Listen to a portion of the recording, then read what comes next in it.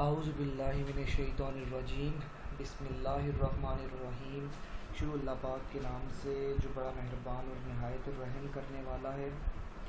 Students, introduction to management का chapter number 12 हम लोग कर रहे हैं। बहुत इंपॉर्टेंट चैप्टर है मैनेजमेंट पॉइंट ऑफ व्यू से। मैनेजमेंट में हम लोग हर ऑर्गेनाइजेशन में हम लोग ये चीज़ें डिस्कस करते हैं। Staffing and developing diverse workforce, ठीक है। इसमें इस पूरे चैप्टर के अंदर हमने कौन कौन सी चीज़ें देखनी है, इसकी आउटलाइन डिस्कस करते हैं। आउटलाइन में क्या होगा कि हम लोग देखेंगे कि ह्यूमन रिसोर्स स्टाफिंग प्रोसेस कौन सा है, हम इसके बारे में यहाँ पे देखेंगे।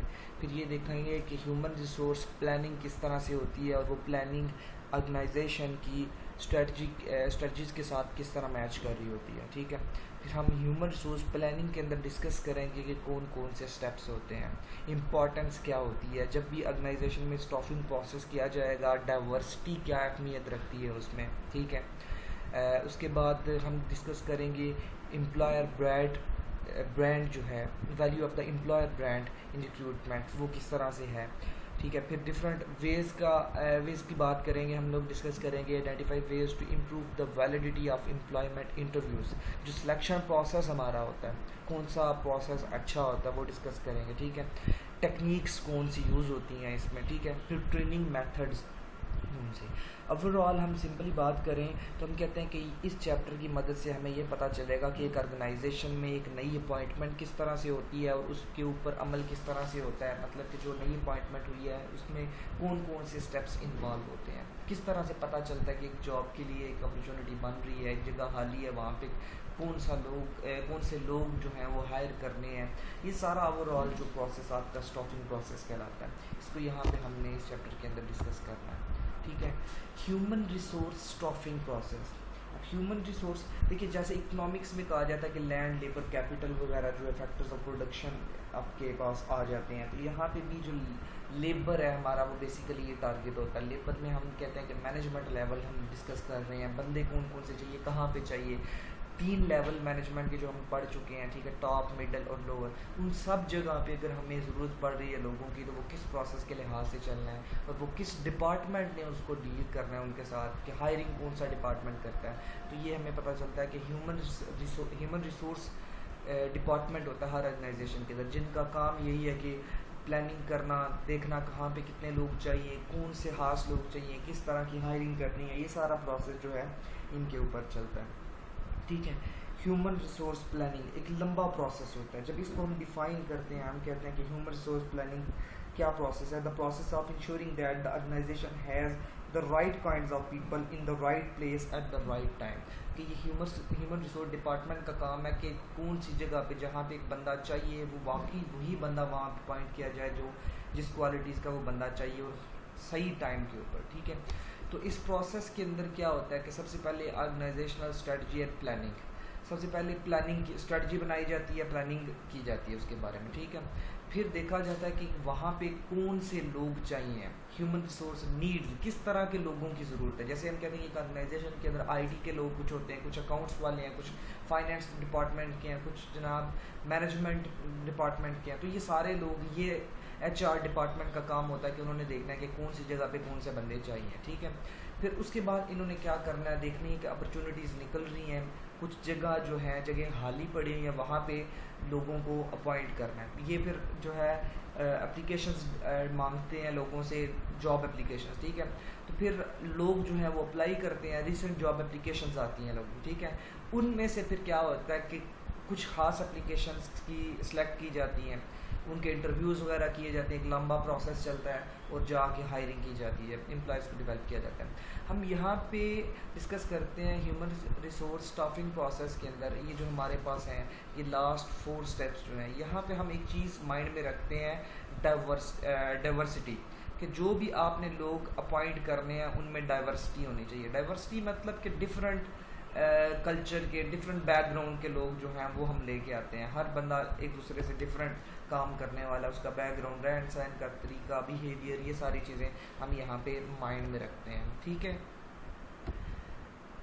इसके बाद ये जो ह्यूमन रिसोर्स प्लानिंग प्रोसेस था हमारा, फर्स्ट स्टेप जो था, ये भी इसके अंदर भी डिफरेंट स्टेप्स हमारे पास आते हैं। ठीक है। डिफरेंट स्टेप्स कौन से होते हैं? Job analysis, conduct job analysis के सबसे पहले जॉब का एनालिसिस किया जाता है कि कौन सी जॉब जो है वो वेकेंट आ रही है और वहाँ पे बंदे किसी को अपॉइंट करना है आपने, ठीक है। अब जॉब एनालिसिस क्या है, इसको जब डिफाइन करते हैं हम कहते हैं the systematic investigation and documentation of duties perform, tools and equipment involve, condition surrounding work and competencies required by job incumbents to perform the work. Job analysis फिर हमें ओवरऑल बता रहा है कि किस तरह के काम चाहिए, उस काम में कौन कौन सी चीज़ें इन्वॉल्व होती हैं, क्या टूल्स इन्वॉल्व हैं, कैसे लोग चाहिए, ठीक है, उस इर्द गिर्द की रिक्वायरमेंट क्या है, उस सब को यहाँ पे हम डिस्कस करते हैं, ठीक है। हम कहते हैं कि जॉब डिस्क्रिप्शन भी हमारी एक किस्म की यहाँ से हमें पता चलती है कि रिस्पॉन्सिबिलिटीज़ हमने डिटरमाइन करनी है, वो भी यहाँ से एनालिसिस के बाद पता चलती हैं कि हमारे पास क्या है, ठीक है। इसके बाद जो है HR प्लानिंग, ये सारा HR प्लानिंग प्रोसेस चल रहा है। सेकंड नंबर पे जो स्टेप हमारे पास आ जाता है एस्टीमेट फ्यूचर HR डिमांड। यहाँ पे ये देखा जाता है कि आने वाले वक्त में कितने लोग जो हैं वो चाहिए, ठीक है। डिफरेंट डिपार्टमेंट्स के लिहाज से डिस्कस किया जाता है, हाँ जी इस डिपार्टमेंट में इतने बंदे चाहिए, इस डिपार्टमेंट में ये चीज़ चाहिए, इस तरह की प्लानिंग शुरू कर दी जाती है, एस्टिमेशन की जाती है, हाँ ये डिपार्टमेंट इतने लोग शार्ट है, यहाँ पे हमें ये बंदा चाहिए, ठीक है। अब क्या हुआ, डिस्क्रिप्शन भी पता चल गई, जॉब रिक्वायरमेंट्स भी पता चल गई, लोगों की क्वालिटीज़ जो चाहिए, जो टूल्स यूज़ होने हैं वहाँ पे, वो सारे डिस्कस करने के बाद जो एस्टिमेशन कर दी जाती है। फिर नेक्स्ट स्टेप 3 के ऊपर जब मूव किया जाता है डॉक्यूमेंट करंट HR सप्लाई। फिर ये देखा जाता है कि ऑलरेडी ऑर्गेनाइजेशन के अंदर कितने लोग जो हैं वो काम कर रहे हैं, ठीक है। जब काम करने वाले लोगों की डिटेल पता चल गई है, डॉक्यूमेंटेशन हो गई है और नए आने वाले लोगों की भी प्लानिंग साथ हो रही है, पता चल जाएगा हाँ जी यहाँ पे 5 बंदे चाहिए थे, मौजूद 3 हैं, 2 हमें और हायर करने पड़ेंगे, ठीक है। फिर इससे क्या होता है नेक्स्ट, अब लोगों की जो सप्लाई वो पता चल गई, हाँ जी इतनी डिमांड में है लोगों की, उसके लिहाज से हम स्टेप 4 स्टेप 5 की तरफ जब मूव करते हैं, स्टेप 4 में हम कहते हैं estimate future internal HR supply, कि कितने लोग ऑर्गेनाइजेशन के अंदर से ही जो है वो काम कर रहे हैं, इंटरनल HR सप्लाई कितनी है, ठीक है, ऑर्गेनाइजेशन में कितने लोग मौजूद हैं। और उसके बाद estimate future external HR supply, बाहर से कितने लोग चाहिए, कितने लोग काम कर रहे हैं, वो उनकी एस्टिमेशन की जाती है, ठीक है। एक्सटर्नल और इंटरनल का डिस्कस किया जाता है। अब ओवरऑल इसको हम 1 बाई 1 डिस्कस करेंगे आगे जाके और डेप्थ में कि क्या क्या चीज़ें यहाँ पे इन्वॉल्व हो सकती हैं, ठीक है।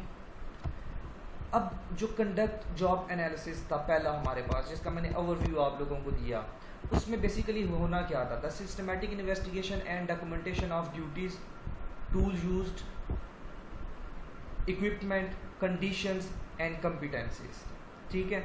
फिर उसके बाद ये तो हमारा फर्स्ट स्टेप था। वो स्टेप क्या था कि जॉब एनालिसिस के अंदर हमने जब निकलना है, जॉब डिस्क्रिप्शन हमें पता चलती है, ठीक है, इससे उसके बाद जितने भी लोग चाहिए उनके बारे में पता चलता है, जॉब स्पेसिफिकेशन, ठीक है। नेक्स्ट उसके बाद क्या है, always manages to categorise work so HR planning can identify needs more specifically. इसमें से पता चलता है कि HR डिपार्टमेंट को आपकी और कौन कौन सी चीज़ें चाहिए, ठीक है। सेकंड स्टेप में एस्टिमेट ह्यूमन रिसोर्स डिमांड बनाई जाती है कि हाँ जी कितने बंदे चाहिए। Predict how many people with what competencies are required at some point in the future, कि आने वाले वक्त में कौन से बंदे चाहिए, उनके पास कौन सी क्वालिटीज़ हों, कॉम्पिटेंसीज क्या हैं उनकी, ये सारी चीज़ें जो है ये डिसाइड किया जाता है। It relies on organisational strategy, operational plans and estimate of future demand for the organisation product और सर्विसेज। अब ये जो एस्टिमेशन होनी है HR डिमांड की, इसमें तमाम चीज़ें माइंड में रखी जाती है, ऑर्गेनाइजेशन की स्ट्रेटजी के साथ, प्लान्स के साथ मैच किया जाता है फ्यूचर डिमांड को, फिर प्रोडक्ट्स और सर्विसेज को सब कुछ नज़र में रखते हुए पूरी प्लानिंग करके ये काम ये स्टेप लिया जाता है, ठीक है। फिर नेक्स्ट थर्ड स्टेप इसका स्टार्ट जो होता है, थर्ड स्टेप क्या है, document current HR supply, estimate how much staff will still be employed by the future dates, मतलब कि आप डॉक्यूमेंटेशन करते हो कि कितने लोग आपके करंट मौजूद हैं और वो फ्यूचर कब तक जो है उनकी वर्किंग है, ठीक है। Examine the stock of employees and their credentials and competencies, देखा जाता है कि कौन लोग कैसी परफॉर्मेंस कर रहे हैं, ये सारा ओवरऑल ऑब्जर्व किया जाता है इसमें, ठीक है, कि HR कितनी जो है वो आप कितने लोग जो हैं वो काम कर रहे हैं, ठीक है। उसके बाद फोर्थ स्टेप में आ जाता है estimate future internal HR supply. It can occur on a macro level, micro level, or combination of both levels. Macro level, managers use estimate of past flows of people through and out of the organization. Micro level, managers predict and plan for replacement of specific individual based on their knowledge of those people. मतलब कि यहाँ पे देखा जाता है कि internal HR supply कितनी चले, कितने लोग मौजूद हैं, फिर प्रीवियस ट्रेंड क्या जा रहा है, कितने लोग छोड़ के जा रहे हैं, और इंटरव्यूज़ किए जाते हैं, लोगों से देखा जाता है कि क्या वजूहत हैं और कितने लोगों में ये अभी भी मौजूद है कि हो सकता है वो भी ऑर्गेनाइजेशन को छोड़ जाएं. ठीक है, ये प्रेडिक्शन चली जा रही बनाई जाती है कि हाँ अगर रिप्लेस किए जाएं तो अगर एक बंदा छोड़ गया एक पोस्ट से तो हाँ इंटरनली ही कोई बंदा है कि उसको उस पोस्ट को उस बंदे से जो है फिल किया जा सके. ये चीज़ ऑब्जर्व की जाती है. ठीक है, उसके बाद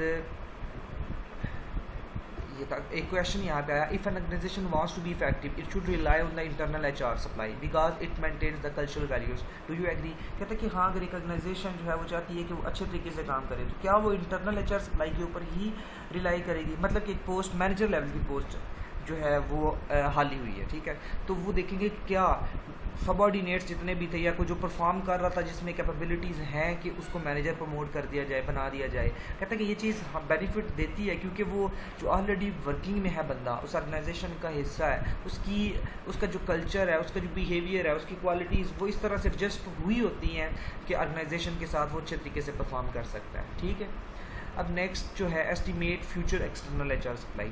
employees quit, retire and move into different jobs. आप बाहर छोड़ के जा रहे हैं बंदे जो हमने पहले प्रेडिक्शन की हुई है. ठीक है, managers depend on external labour market for new recruits. Due to every companies dependence on external labour market managers must anticipate and adjust their strategies accordingly. कहता है कि अगर हाँ बंदा एक छोड़ गया है अब उस पोस्ट को फिल करना है तो फिर देखा जाएगा बाहर से लोग जो हैं वहाँ से अरेंज किए जाएंगे और उस पोस्ट को जो है फिल किया जाएगा. ह्यूमन रिसोर्स मैनेजमेंट के अंदर एक कंसेप्ट यूज़ होता है जॉब फिट.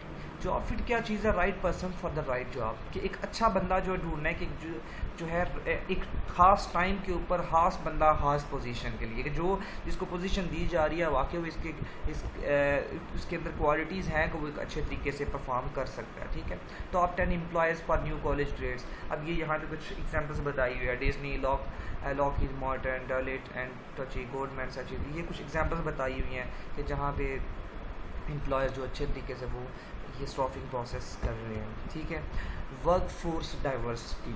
अब हमारे पास एक नया टॉपिक आ जाता है, इम्पॉर्टेंट चीज़ है work force diversity. Work force diversity क्या है? सिंपल सी बात, एक कॉलेज की एग्जांपल लेते हैं. हम कहते हैं कि वहाँ पे डाइवर्सिटी पाई जाती है. कॉलेज के अंदर जितने भी स्टूडेंट्स हैं हर स्टूडेंट का बैकग्राउंड डिफरेंट है. वो इसका कल्चर भी हो सकता है डिफरेंट हो, वो डिफरेंट जगह से आ रहा है, डिफरेंट बिलीव्स के साथ. ये सारी चीज़ें मिलके कहते हैं हम डाइवर्सिटी से कहते हैं. तो वर्क फोर्स डाइवर्सिटी क्या होती है कि ऑर्गेनाइजेशन के अंदर भी कोशिश की जाती है कि डिफरेंट बैकग्राउंड के साथ आप एक टीम बनाओ. ठीक है, diversity in the work force is differences in the demographic, cultural and personal characteristics of employees. अब ये जो डाइवर्सिटी है ये डेमोग्राफिक हो सकती है, कल्चरल पॉइंट ऑफ व्यू से हो सकती है या पर्सनल कैरेक्टरिस्टिक्स के लिहाज से हो सकती है. अब हम डिस्कस करें इसको डाइवर्सिटी को दो लेवल्स पे हम डिस्कस कर रहे हैं यहाँ पे, सरफेस लेवल डाइवर्सिटी और deep level diversity. Surface level diversity observable demographic और फिजियोलॉजिकल डिफरेंसेस इन पीपल. ठीक है, deep level diversity differences in the psychological characteristics of employees including personality, belief, values and attitude. ठीक है, इसमें psychological characteristics देखी जाती हैं, उसकी पर्सनैलिटी है, बिलीफ, वैल्यू वो सारे डिस्कस किए जाते हैं. सरफेस लेवल पे सिर्फ ये देखा जाता है कहाँ से बंदा आ रहा है, डेमोग्राफिक बैकग्राउंड उसका क्या है. Importance of diversity. Diversity makes good business sense. Companies with the highest representation of women in their top management team experiences significantly better financial performance. Teams with some diversity make better decisions about complex problems. Diverse workforce is more likely to understand. ठीक है, अब ये कुछ जो है बताई गई थी बेनिफिट्स बताए गए डाइवर्सिटी के लिहाज से क्या होता है, और ये हम समझते हैं कि वाकई ये चीज़ एक अच्छी पॉजिटिव चीज़ होती है. जब डिफरेंट बैकग्राउंड के साथ बंदे आते हैं आपके पास तो वो परफॉर्म भी फिर अच्छे तरीके से करते हैं जब एज यूनिटी उनमें हो जाती है. अब US इक्वल अपॉर्चुनिटी लॉज एक एग्जांपल बता रहे हैं यहाँ पे कुछ कि इक्वल पे एक्ट 1963 में बना, सिविल राइट्स एक्ट 1964 में बना, discrimination in employment act 1967, Americans with disabilities act 1990, rehabilitation act 1973, ये कुछ यूएस के हवाले से कुछ यहाँ पे लाज आपको शो हो रहे हैं। Family medical leave act of 1993। अब ये स्टॉफिंग के अंदर जो है इस तरह के रूल्स बने हुए हैं यूएसए के लिहाज से कि वहाँ पे ये चीज़ें फॉलो की जाती हैं, ठीक है। अब यहाँ पे क्वेश्चन है, which of these laws prohibits employment discrimination based on race, colour, religion, sex और national region. Rehabilitation act of 1973, civil rights act 1963, American with disabilities act of 1990, family medical leave act of 1993। कहते कि क्या ये चीज़ें, ये जो employment के अंदर डिस्क्रिमिनेशन होती है उनको कम करती हैं, उनके लिए बेनिफिट पहुंचाती हैं। ये कुछ क्वेश्चंस आपसे पूछे गए हैं मतलब यूएसए के लिहाज से, ठीक है। यहाँ तक हमारा जो है हाफ चैप्टर कंप्लीट हुआ। उम्मीद करता हूँ कि आप लोगों को समझ आ गई होगी। अगर कोई मसला हुआ तो आप लोग पूछ सकते हैं, ठीक है। अपना ख्याल रखिएगा। अल्लाह हाफिज़।